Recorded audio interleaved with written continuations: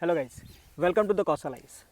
जैसे कि हम लोग देख रहे हैं कि हमारा पॉडकास्ट का सीरीज चल रहा है। आज जो हम लोग बात करने वाले हैं वो बहुत इंपॉर्टेंट पर्सन के बारे में, जिनके बारे में सबको ही जानते हैं, अशोका द ग्रेट। जैसे कि हम लोग जानते हैं कि अशोका ने हमारे जब वो थे तो उन्होंने क्या क्या किया, वो सब चीज़ के बारे में सबको ही जानते हैं। लेकिन कुछ ऐसी चीज़ें हैं ना जो अनसुनी अनकही है। चलिए उनके बारे में जानते हैं। आज हमारे साथ है सौम्य सर। तो सौम्य सर से आइए बात करते हैं कि क्या अशोका के बारे में कुछ ऐसी बातें। ठीक है सर, जैसे कि हम लोग देखें कि अशोका के बारे में मुझे सर एक बीच में डाउट होता है, अशोका जो थे वो क्या थे, चंद अशोक थे या धर्म अशोक थे? ये एक बीच वाला पॉइंट है। सबको पता है नाम ये कि हाँ उनको चंद अशोक बोला गया, बट क्यों, क्या था ये? देखिए, चंड अशोक और धर्म अशोक ये दोनों ही टर्म जुड़े हुए हैं कलिंगा वार से। जी ठीक है, क्या माना जाता है या फिर क्या हम बचपन से पढ़ते हैं, हम ये पढ़ते हैं कि भाई युद्ध हुआ, कलिंगा वार हुआ। हाँ, बहुत सारे रीज़न है उसके, उस पर हम नहीं जाते हैं।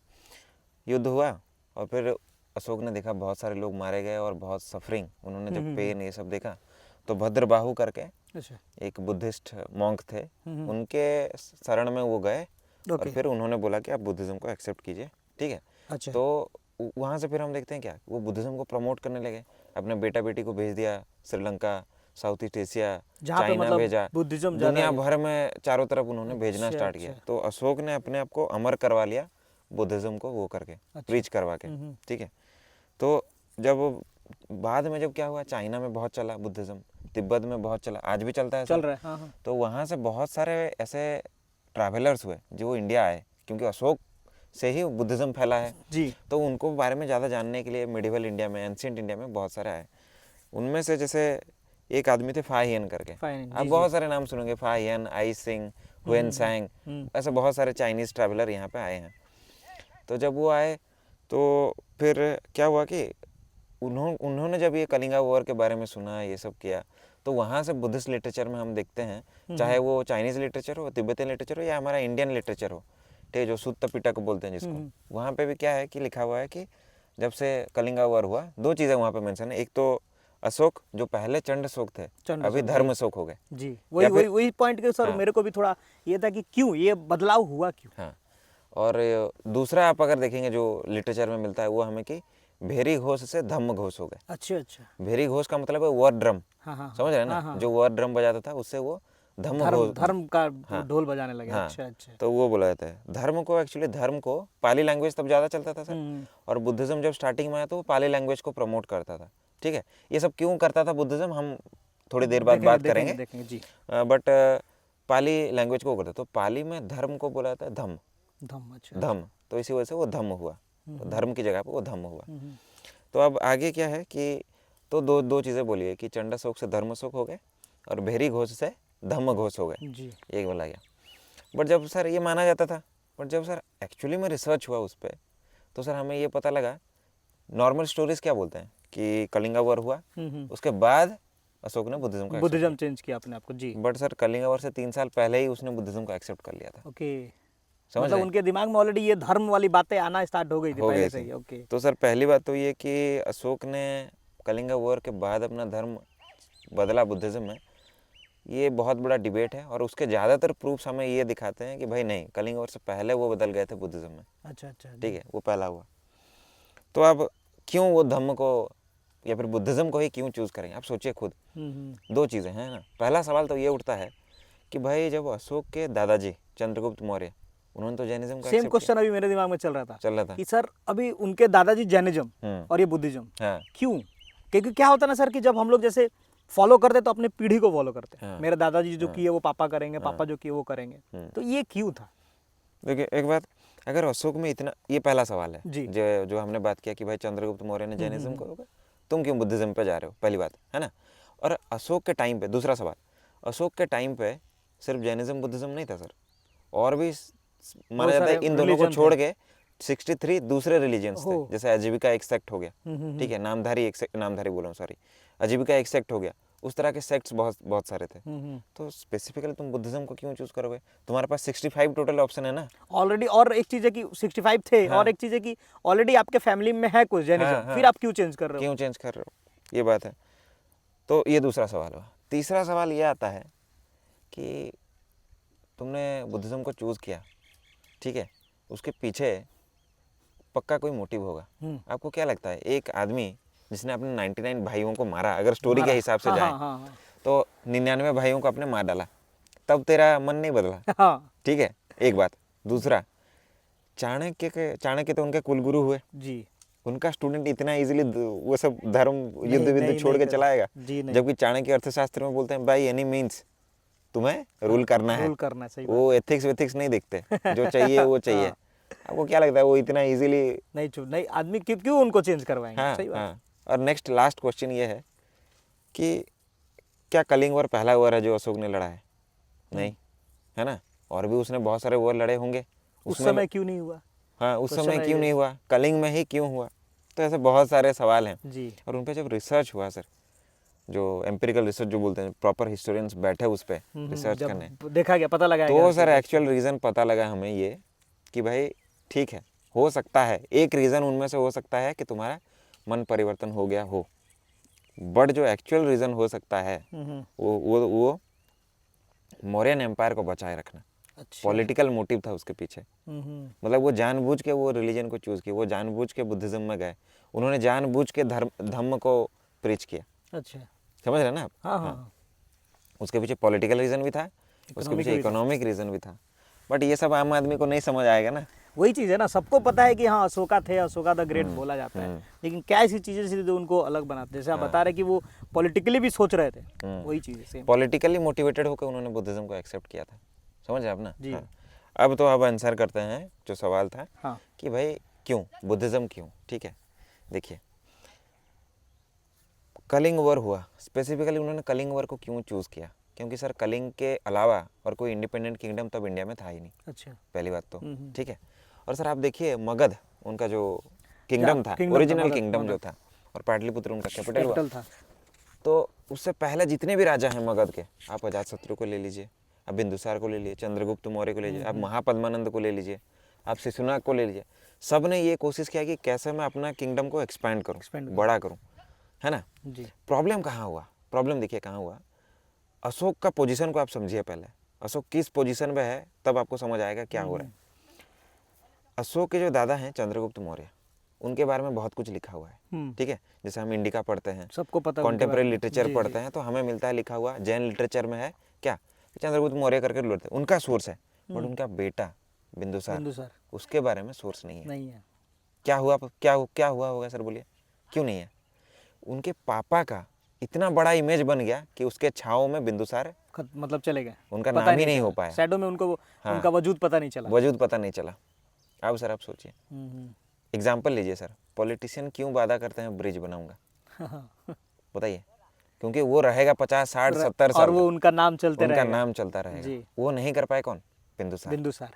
अच्छा, समझ रहे ना? तो उनके पापा ने जितना बड़ा शैडो छोड़ा, वो उसको पार ही नहीं कर पाए, इसी वजह से उनके नीचे रह गए। अब अशोक तो उससे गुजर रहा होगा, उसको फील हो रहा है कि मैं राजा हूँ, कुछ तो मैं इतना कर रहा हूँ, तो मेरा नाम क्यों नहीं हो रहा है? मेरा नाम तो करना है ना। हाँ। और ये होता था सर तब, ये अशोक के साथ नया नहीं है। आप देखेंगे राजा लोग अपना कैपिटल बदलते थे, किस वजह से? वो इसीलिए राजा लोग नया सिटी बनाते थे, समझ रहे हैं ना? राजा लोग बड़े बड़े टाइटल लेंगे, समझ रहे हो ना, राजाधिराज, ये सब समझ रहे? तो किस वजह से? ताकि उनका नाम अलग दिखे, उनके जो पूर्वज से अलग दिखे, तो वो अपने आप को रिमेम्बर करवाने के लिए वो सब ये काम करते थे। ठीक है, देखिए कितना पॉइंट वाली बात है। हाँ। तो उनको क्या, तो शैडो तो कास्ट करना है। हाँ। तो अपने दादाजी को उन्होंने फॉलो किया कि दादाजी ने क्या किया, लड़ाई भी लड़े और किसी एक धर्म में गए, जैन धर्म में वो गए, तो उन्होंने बोला इनको तो कॉपी करना ही है, बट इतना कॉपी करने से कुछ नहीं होगा, तो मैच हुआ ना फिर। हाँ, फिर क्योंकि मैं बड़ा कैसे होऊंगा, सबको क्या बोलेंगे, दादाजी का फॉलो कर लिया, दादाजी जो था जो वो कर रहे थे वो भी कर लिया, अब उसको और ज्यादा करना है, तो वो क्या करेगा, धर्म को प्रीच करेगा। अच्छा, समझ रहे हैं? तो वो चाइना भेजेगा, वो श्रीलंका अपना बेटी को भेज देगा, साउथ ईस्ट एशिया भेज देगा, जाओ सबको बताओ, वो चैत्य बनाएगा। अभी पॉलिटिशियन ब्रिज बनाते हैं, वो अपना चैत्य बनाएगा, बिहार केव आर्किटेक्चर बनाएगा, सांची स्तूप बना देगा, अशोकन पिलर बना देगा, समझ रहे हैं? अभी भी इस्तेमाल किया जा रहा है, अभी भी देखिए अशोक चक्र बनाएगा, सब बनाएगा, समझ रहे हैं ना? हाँ। तो वो तो एक मोटिव हुआ कि उसको अपना इमेज छोड़ना था हिस्ट्री में, ठीक है, इसीलिए तो आज हम लोग बात कर रहे हैं सर उसके बारे में। वो पहला हुआ सर, ठीक है। फिर बिंदुसार ने तो पूरा पूरा कब्जा कर लिया, डेक्कन वेक्कन उसके अंडर में आ गया। अब हम उस पर नहीं घुसते हैं कितने सोर्सेस अवेलेबल हैं, बट इतना क्लियर है कि बिंदुसार ने डेक्कन पे मतलब आंध्रा तेलंगाना ये सब कब्जा कर लिया था ऑलरेडी। बिंदुसार के टाइम पे 2 ही जगह बच गए थे, एक था कलिंग, दूसरा था साउथ इंडिया। मतलब आज जो हम तमिलनाडु केरला बोलते हैं, केरला का भी कुछ हिस्सा आ गया था तब तक, बट तमिलनाडु पूरा पूरा बचा हुआ था। तो वो बस टिप जो इंडिया का टिप है लास्ट नीचे में जो हाँ, छोटा वो बस छूटा हुआ था और कलिंग था। अब बहुत बड़ा एम्पायर हो गया, ठीक है। और कलिंग इजी अटैक होगा क्योंकि बिहार पाटलिपुत्र मतलब पटना हो गया, तो वहाँ से कलिंग में घुसना इजी है। तो अब अशोक को लगा कि एक हमला तो करना पड़ेगा, एक बार देखना पड़ेगा किसके पास पावर कितना है। सही बात है, जस्टिफाई तो करना है ना कैसे भी कि मैं बदल गया। कैसे बदलोगे, स्टोरी बुनना पड़ेगा ना एक सर। तो आपको अटैक करना पड़ेगा कलिंग पे। तो कलिंग के ऊपर उन्होंने हमला कर दिया। जब उन्होंने कलिंग के ऊपर हमला कर दिया, जीत गए ऑब्वियसली। मगध तो बहुत पावरफुल था, बहुत बड़ा था, सही बात। तो जीत गए। तो हमें कलिंग वॉर का प्रूफ कहाँ से मिला? कलिंग वॉर का प्रूफ हमें मिला एक सहवाजगढ़ करके एक जगह है, पाकिस्तान पे है, अफगानिस्तान बॉर्डर से करीब है। तो पाकिस्तान अफगानिस्तान बॉर्डर हम बोलते हैं। तो वहाँ पे रॉक एडिक्ट बड़ा सा पत्थर है, गोलाकार टाइप, उस पर लिखा हुआ है, ठीक है। तो उसको बोलते हैं रॉक एडिक्ट 13। उस पर लिखा हुआ है कि भाई मैंने कलिंग को हराया। और उन्होंने लिखा कि मैंने 1.5 लाख लोगों को बंदी बनाया है, समझ रहे, लाख लोगों को मैंने मार डाला है, मतलब मर गए लाख लोग कलिंग के ही, और पता नहीं कितने लोग इंजर्ड हुए होंगे और फिर डिजीज से मरे होंगे। और ये सब देख के मैंने अब सोचा अपना धर्म मतलब मैं चंड शोक से धर्म शोक में बदल जाता हूँ, ठीक है। तो उसको तुम पाकिस्तान में क्यों रखे? अब सवाल पहला उठता है, पाकिस्तान अफगानिस्तान बॉर्डर पे क्यों रखे? और उस टाइम पे जो सिटी वहाँ पे था वो था तक्षशिला, ठीक है। वहाँ पे क्यों रखे? अपना मौर्यन कैपिटल में क्यों नहीं रखे? उड़ीसा में तुम नहीं रखोगे क्योंकि उड़ीसा लोगों के लिए वो बेइज्जती होगा, समझ आता है। अपने कैपिटल में क्यों नहीं रखे? पाटलिपुत्र में रखना चाहिए, पाटलिपुत्र में रखो। तो हमें मिलता है जहाँ वो पत्थर प्लेस है वो रोड के साइड में प्लेस है, एडवर्टाइज कर रहे थे। अच्छा, अब क्या होता है, बैनर कहाँ लगता है सर? जहाँ पे जो दूसरे आदमी हाईवे पे लगता है, जहाँ पे ज्यादा लोग जाएंगे और देखे। अब वो रूट जो था पास हो रहा है उधर यूरोप को कनेक्ट करता है एशिया से। अच्छा, तो क्या होगा, सब देखेगा, सब देखेगा, इनका नाम होगा। तो 2 चीजें होंगी इससे, एक तो नाम बढ़ेगा, और दूसरा चीज क्या होगा सर कि भाई इतना पावरफुल रूलर है क्या, इतना हरा दिया हो जाके। तो अब हमला होगा सर? नहीं, यूरोप में भी हमला नहीं होगा ना चाइना की तरफ से, क्योंकि मौर्य से पहले आप देखिए अलेक्जेंडर ने यूरोप की तरफ से इन्वेजन किया था ना सर। अब वो डरेंगे सब कि भाई लाख लोगों को मार डाल रहा है यार, समझ रहे ना, अपने भाई को मार दिया। 99 एक बात ये हुआ। दूसरा बात ये हुआ कि उधर उन्होंने लिखा फिर धम्म पॉलिसी मैंने अपनाया, तो बुद्धिज्म भी प्रीच होगा। तो दोनों होगा कि ताकतवर राजा भी है और दयालु राजा भी है। बदल गया, समझ रहे ना, अपने नाम को कैसे वो अच्छा पॉलिटिक्स खेल रहे थे, अमर करवा रहा है। सही बात है। पहली बात ये हो गया, ठीक। दूसरी बात, अब खुद सोचिए सर, कलिंग वॉर हुआ, Kalinga is a foreign territory, Magadh के लिए फॉरेन टेरिटोरी है, लैंग्वेज अलग है, लोग अलग हैं, खाना पीना रहना सहना सब अलग है। सवाल क्या उठता है कि अब कलिंग पे कब्जा करना बहुत मुश्किल होगा। ये सारे रूलर्स ने मतलब फेस किया है। जब भी आप किसी भी फॉरेन टेरिटोरी पे कब्जा करते हो ना सर, आपके लिए एक बहुत बड़ा चैलेंज होता है कि वहाँ के लोग तुम्हें मानने तो पहले वही तो बात है, रूलर हो और तुमने युद्ध करके जीता है, तो यानी उनके लोगों को मार के तुम गद्दी पे बैठे हो। अब प्रॉब्लम है, समझ गए? तो प्रॉब्लम है, तो कैसे तुम खुद को राजा बुलवाओगे? उनसे एक्सेप्ट तो करना चाहिए वो लोग। तो सर एक 15वीं सेंचुरी में एक इटली में एक आदमी पैदा हुआ, उनका नाम था माकियावेली। उन्होंने एक किताब लिखा है द प्रिंस करके, पतला सा किताब है। उनके 3rd चैप्टर पे आप देखिएगा, वहाँ पे उन्होंने फॉर्मूला दिया है कि कैसे आप किसी फॉरेन टेरिटोरी को अपने कंट्रोल में रखते हो। अच्छा, ठीक है, not by force but by mind. 2 चीज़ें उन्होंने बोला, और वो टैक्टिक्स उन्होंने सीखा है रोमन एम्पायर से। रोमन एम्पायर क्योंकि इतना बड़ा हुआ, कितने सारे डाइवर्स कल्चर होंगे, अफ्रीका पे कब्जा, यूरोप के कब्जा, ग्रीस पे कब्जा, चारों तरफ उनका कब्जा है। तो अब वो तो इम्पोर्टेंट है ना सर, कैसे करके उन्होंने लिया होगा। तो अब ये सोचिए आप, उन्होंने क्या लिखा वहाँ पे कि भाई देखो, अगर तुम वहाँ पे मिलिट्री फोर्स को भेजोगे तो पैसा बहुत खर्चा होगा, समझ रहे आप ना। जी। कमांडर अगर जाके रुके वहाँ पे कि भाई इधर रिवोल्ट होने नहीं दूंगा। यही तो हो रहा है हमारे साथ ना सर। हमारा मिलिट्री में एक्सपेंडिचर क्यों ज़्यादा है इंडिया का? इसीलिए तो पाकिस्तान चाइना वो भेजते रहते हैं, तो हमें स्टेबल करने के लिए क्या क्या करना पड़ता है? मिलिट्री मिलिट्री रखना पड़ता है। अगर वहाँ पे आप मिलिट्री को रखोगे तो उनको सैलरी दोगे। हाँ, रिवोल्ट होगा तो सप्रेशन करने में लोग मरेंगे, हथियार बनाना पड़ेगा, खाना पीना एक्सपेंसेस बढ़ेगा। तो मैकियावेली ने लिखा कि कैसा करोगे कि पैसा ही ना खर्चा हो। तो हम इसको अशोक से रिलेट करेंगे। तो मैकियावेली ने क्या बोला, वहाँ के लोग हैं ना, उनको क्या करो, वहाँ से कुछ लोगों को चूज़ करो। हाँ। उनको क्या करो, माइग्रेट करवाओ ज़बरदस्ती किसी दूसरे जगह पे लेके, ठीक है। तो स्पेसिफिकली उन्होंने बोला रिच कुछ लोगों को, पावरफुल लोगों को माइग्रेट करवा दो। जब फोर्सफुली इधर से तुम जाके उधर रुको करके, होगा क्या सर बोलिए? वहाँ पे जाएंगे, इनके बारे में वो लोग नहीं, वो लोग उधर चले जाएंगे। हाँ। उनका सपोर्ट है ही नहीं रिवोल्ट करने को, नंबर 1। नंबर 2 है, वो जब उधर जाएंगे उनके पास ना तो उतना ज़मीन होगा, जितना ना उतना पॉपुलर सपोर्ट होगा। तो वो किसके भरोसे रहेंगे? स्टेट के भरोसे। हाँ। तुम जितना ज़मीन दोगे उतने में हम रुकेंगे, नहीं गए तो सब तो मार ही डालेगा। समझ रहे हो? जो भी रूलर था वो मार ही डालेगा। तो उनको पहले मान लेते हैं 100 लोग रहते हैं, ठीक है। तो 100 में से आप चूज़ कीजिए 10 लोगों को और बदलाव दीजिए। इससे 2 चीज़ें होंगे। एक तो उनका पावर ख़त्म हो गया जी, दूसरा बाकी लोग जो देख रहे हैं उनको, ये भाई हम पे ना कहीं वो ये होने लगे। समझ रहे हैं?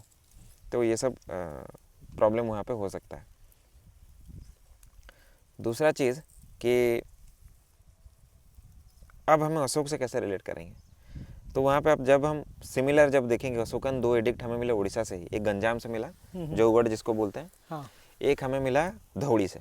तो धौड़ी में उन्होंने लिखा है कि मैंने लोगों को, जो लोग क्या हो गए थे, डिस्प्लेस हो गए थे वॉर के चलते, उनको मैंने रिहेबिलिटेट करवाया अलग प्लेसेस पे। अच्छा, समझ गए ना कौन सा फॉर्मूला अपना रहा है? हाँ। तो इससे क्या होगा ना, वो रिबेल कर ही नहीं पाएंगे ना लोग। तो उसने लोगों को फिर क्या किया, रिहेबिलिटेट करवा दिया दूसरे जगहों पे जी, ठीक है। ये दूसरी चीज़ है। तो इससे समझ आता है कि अशोक तो मतलब वो नहीं था। अब स्पेसिफिकली बुद्धिज़्म के बारे में अगर बात करें तो बुद्धिज़्म क्या बोलता है सर? बुद्धिज़्म बोलता है अहिंसा। जी। अशोक को अगर कंट्रोल मेंटेन करना है तो आप किस आइडिया को प्रमोट करोगे सर? अहिंसा, ठीक है। अब जैनिज्म भी अहिंसा बोल रहे हैं, तो जैनिज्म क्यों नहीं? जैनिज्म एक्सट्रीम अहिंसा बोल रहे हैं। अच्छा, समझ रहे ना? क्यों जैनिज्म के ज़्यादा फॉलोअर नहीं हुए? वो बोलता था तुम्हें एग्रीकल्चर भी छोड़ना होगा, क्योंकि तुम एग्रीकल्चर करोगे तो मिट्टी में कीड़ा होगा, वो मारा जाएगा। तो मतलब बहुत ज़्यादा एक्सट्रीम अहिंसा। अब मिट्टी का कीड़ा को भी आप ध्यान रख रहे हैं। सही बात है। और दूसरा, चंद्रगुप्त मौर्य ने एक्सेप्ट कर लिया तो राजपाट उनको छोड़ना पड़ा था। अब अशोक कर लिया तो उसको भी छोड़ना पड़ेगा। नहीं हो सकता। तो आप कौन सा चाहता नहीं था? आप नहीं चाहोगे ना, इतने मुश्किल से एम्पायर बनाया, छोड़ोगे, इतना नाम कमाना इतना बड़ा। सही बात है। तो आप स्पेसिफिकली किसको चूज करोगे सर? बुद्धिज्म को चूज करोगे। एक कि अहिंसा के जो आइडियाज थे, तो फिर ब्राह्मणिज्म को क्यों नहीं चूज किया? क्वेश्चन वो भी तो ना, बिकॉज़ बुद्धिज्म ही क्यों? हाँ। और भी तो 63, 64 थे ना, उनमें से ब्राह्मणिज्म को क्यों नहीं चूज किया? क्योंकि सर ब्राह्मणिज्म में हम देख रहे थे कि मौर्यन एज को हम बोलते हैं second phase of urbanization. Cities वगैरह बन रहे थे और वहाँ पे ना ब्राह्मणों को दान बहुत ज़्यादा किया जाता था। अच्छा, ठीक है। अब ब्राह्मणों को जब आप बहुत ज़्यादा दान करोगे तो वो इकोनॉमिकली क्या होगा? प्रॉस्पर नहीं होगा। कैसे नहीं होगा? कैसे नहीं होगा? खर्चा तो है ही। कैसे वो काम नहीं करेगा? जो ब्राह्मण लोगों को जो दान दिया जाता है, हिस्टोरिकली उसको बोला जाता है गिफ्ट इकोनॉमी। ठीक है। ब्राह्मण किस लिए वो दान को ले रहे हैं सर? कंजप्शन के लिए। और वो प्रोडक्शन कुछ नहीं कर रहे हैं, इकोनॉमिकली बदले में हमें कुछ नहीं मिल रहा है। पूजा पाठ वो कर रहे हैं बट वो economically they are not giving us anything. हाँ, तो वो स्टेट के लिए प्रॉब्लम है कि नहीं सर? हाँ। आप डिमांड भी तो पैदा करो, फिर ना साइकिल चलेगा, डिमांड और सप्लाई का, डिमांड सप्लाई। तो गिफ्ट इकोनॉमी है, दान कर रहे, खा रहे, पी रहे, ठीक है। तो उससे कोई डिमांड पैदा तो नहीं हो रहा। तो बुद्धिज्म में क्या बोला गया? बुद्धिज्म तो पहली बात तो बुद्धिज्म आया ही रिवोल्ट में। किसके रिवोल्ट में? ब्राह्मणिज्म के अगेंस्ट में। बात करेंगे उस पर क्यों कैसा हुआ। तो बुद्धिज्म क्या बोला, ब्राह्मणिज्म क्या मना कर रहा था? देखिए, ब्राह्मणिज्म मना कर रहा था कि किसी को धार उधार मत दो, या फिर धार उधार पे इंटरेस्ट मत लो। उसको यूजर ही बोलते हैं जिसको। तो बिजनेस कैसे होगा सर? जब धार उधार नहीं दोगे बिजनेस कैसे होगा? बुद्धिज्म क्या बोलता है? दो। तो ऑटोमेटिकली बुद्धिज्म बिजनेस को प्रमोट कर रहा था। क्या बुद्धिज्म मांग रहा था दान दो करके, ब्राह्मणों को दान दो करके? नो। समझ रहे हैं ना जी? तो बुद्धिज्म से इकोनॉमी भी बूस्ट होगा। क्यों? क्योंकि बहुत सारे लोग बुद्धिस्ट संघ को भी दान करेंगे और वो लोग जो बुद्धिस्ट लोग हैं वो उसको मार्केट में री इन्वेस्ट कर देंगे। क्योंकि बुद्धिज्म क्या बोल रहा है? हमें धन वन नहीं चाहिए। ठीक है, वो संघ को देते थे, बुद्धिस्ट ग्रुप को संघ बोला जाता है। हाँ। संघ काम करता था एज ए बैंक, समझ रहे हैं? तो वो लेता था, हाँ, इन्वेस्ट मार्केट में दे देता था, लो भाई किसको सही चाहिए बात। बिजनेस करो। हाँ। क्योंकि उन्होंने तो बोला ना कि हमें पैसा से मतलब नहीं है, उनको तो मतलब चीजों से सब छोड़ के रहना है, ठीक है। हाँ। तो बुद्धिज्म आप जैसे ही एक्सेप्ट करोगे ऑटोमेटिकली आपका इकोनॉमी बूस्ट होगा ही होगा, बूस्ट होगा। समझ सही रहे? तो बात है, हाँ। हाँ, तो आप क्या करोगे सर? बुद्धिज्म को बुद्धिज्म ही एक्सेप्ट accept करोगे, करेंगे। समझ रहे? और जब आप बुद्धिज्म को एक्सेप्ट करो तो अहिंसा करोगे, ऑटोमेटिकली मिलिट्री एक्सपेंडिचर कम हो जाएगा, कम हो जाएगा। क्योंकि पीस रहेगा ना सर, हम्म। पीस। और इकोनॉमिक ग्रोथ के लिए क्या चाहिए सर? पीस ही तो पीस चाहिए। तो बस पैसा भी चाहिए, पीस भी, पैसा भी मिल रहा था, पीस भी मिल रहा हाँ, था। बस मिल रहा है पीस फिर। जी। तो ये सब चीज़ें थी, इसी वजह से स्पेसिफिकली अशोक ने क्या किया? बुद्धिज्म बुद्धिज्म को को। चूज किया सर, ठीक है। अब बात ये उठता है कि जैसे आप पूछ रहे थे कि बुद्धिज्म क्यों पैदा हुआ एज ए रिलीजन, ठीक है। तो सर बुद्धिज्म हो या जैनिज्म हो या बाकी जितने भी 63 रिलीजन हमने बात किए, वो सारे पैदा हुए ब्राह्मणिज्म के अगेंस्ट में। अच्छा। सिंपली हाँ। क्यों पता लगा हमें ऐसा? अब देखिए, जो ब्राह्मणिज्म बोलता है उसका एग्जैक्ट ऑपोजिट बुद्धिज्म जैनिज्म बोलता है। हाँ, तभी किसी का अपोजिशन होता है, कोई चीज तभी पैदा होता है। हाँ, सही बात है। तो ये पैदा हुए होंगे इसी वजह से, ठीक है। दूसरा कि सर जितने भी ये सारे रिलीजन पैदा हुए उन सब के प्रवर्तक क्षत्रिय क्यों हुए? कोई दूसरा आदमी भी तो हो सकता था। और सारे राज परिवार से क्यों आ रहे? महावीर, बुद्धा, सब क्षत्रिय परिवार क्यों क्यों आ रहे? और वो कहीं ना कहीं रूलिंग डायनेस्टीज हैं, वो क्यों आ रहे? समझ रहे हैं आप? तो वो ब्राह्मणिज्म के अगेंस्ट में आया। क्यों आया? पहली बात तो देखिए, जब मौर्यन एज स्टार्ट होगा या फिर जिसको बुद्धा एज बोला था जनरली, वो अर्बनाइजेशन का भी एज है, मतलब इकोनॉमी में बूस्ट होगा, स्टार्ट होने लगा था। बूस्ट होगा। किस वजह से बूस्ट होगा? एग्रीकल्चर की वजह से, हाँ। ठीक है। तो अगर किसी क्षेत्रियों को इकोनॉमी के लिए अपने किंगडम को प्रॉस्पर करवाना है तो उसको एग्रीकल्चर पे बहुत ज़्यादा फोकस करना होगा, ठीक है। तो सबसे इम्पोर्टेंट में एग्रीकल्चर में क्या चाहिए आपको? गाय भैंस चाहिए, हाँ, कैटल। और ब्राह्मणिज्म में क्या है? कैटल सैक्रिफाइस पे फोकस किया जाता था, यज्ञ करो, कैटल दे दो, दान करो, मतलब किसी और को दो, समझ रहे? वो सैक्रिफाइस बोला जा रहा है। और स्लॉटर भी होता था, बलि जो दिया जाता बलि था, चढ़ता था। हाँ, तो बलि चढ़ता था। बाहुबली वगैरह में आपने देखा होगा सर, हाँ, वो बलि चढ़ाना है। हाँ, बलि चढ़ाने जाता था। सही बात है। तो ब्राह्मणिज्म में अगर आप गए तो इकोनॉमी तो बूस्ट नहीं हो सकता, नहीं। क्योंकि एग्रीकल्चर नहीं होगा, और agriculture is the only economy existing during that time. और तो कोई प्रोफेशन है नहीं, ट्रेड एंड कॉमर्स है बस। बट वो एग्रीकल्चर बेस्ड वजह से, था वो। हाँ, वजह से है, तो एग्रीकल्चर प्राइमरी ऑक्यूपेशन हुआ। तो ब्राह्मणिज्म से तो एग्रीकल्चर नहीं हो पा रहा नहीं। और सरप्लस जब प्रोडक्शन होता है, जब ज़्यादा पैसा होता है ना सर, तो दो लोग तो पक्का आएंगे, बहुत सारे लोग आएंगे कब्जा करने के लिए उस पर। तो ब्राह्मण बोलेंगे हम कब्जा करेंगे, क्षत्रिय बोलेंगे भाई हम कब्जा करेंगे। अब उन दोनों में झगड़ा चलेगा, ठीक है। तो ब्राह्मणों का रोल क्या होता था? ब्राह्मणों का रोल होता था लेजिटिमाइज करवाना रूलर को, यज्ञ कराओ, पूजा पाठ करवाओ, मुकुट उनके सर पे जाके रखो, राज्याभिषेक करवाओ। तो अगर आप ब्राह्मणों से झगड़ा करोगे तो आप लेजिट नहीं हो सकते। क्या करोगे? ब्राह्मण को ही साइड हटा दो, हाँ, तो क्या करोगे? दूसरा रिलीजन पैदा फॉलो करना पड़ेगा। सही बात है। तो अब पैदा होगा बुद्धिज्म जैनिज्म करके सर, ठीक। और जो भी ब्राह्मणिज्म बोलेगा ये सब उसके अगेंस्ट में। पुनर्जन्म, ब्राह्मणिज्म क्या बोलेगा? तुम्हें अगर पुनर्जन्म स्वर्ग जाना है तो यज्ञ करो, वो बोलेंगे स्वर्ग होता ही नहीं, जा।